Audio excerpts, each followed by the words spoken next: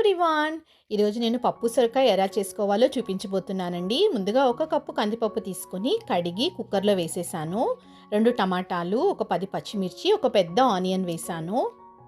ఇప్పుడు సొరకాయ చెక్కు తీసేసి ముక్కలుగా తరిగి అది కూడా అందులో వేసేసుకోవాలి.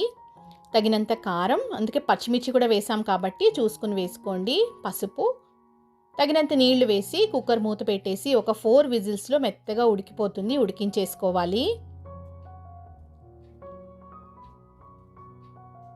పప్పు ఉడికిపోయింది. ఇప్పుడు సాల్ట్ వేసుకొని మెదిపేసుకొని పక్కన పెట్టుకోండి.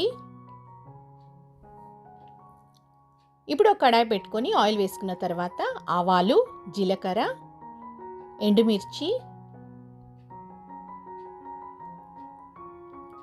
తెల్లగడ్డ వేసుకోవాలి ఖచ్చితంగా తాలింపులో.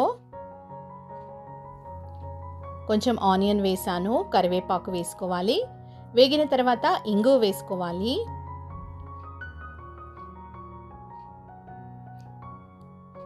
తాలింపు బాగా వేగింది. ఇప్పుడు ముందుగా మెదిపి పెట్టుకున్న పప్పు వేసేసుకోవాలి. ఇప్పుడు సాల్ట్ చెక్ చేసుకొని ఈ టైంలో కొద్దిగా చింతపండు రసం వేసుకోవాలి. చింతపండు రసం వేసి ఒక 5 మినిట్స్ ఉడికించుకుంటే చాలు సిమ్‌లో పెట్టుకొని. లాస్ట్‌లో కొత్తిమీర వేసుకొని దింపేసుకుంటే టేస్టీ పప్పు రెడీ.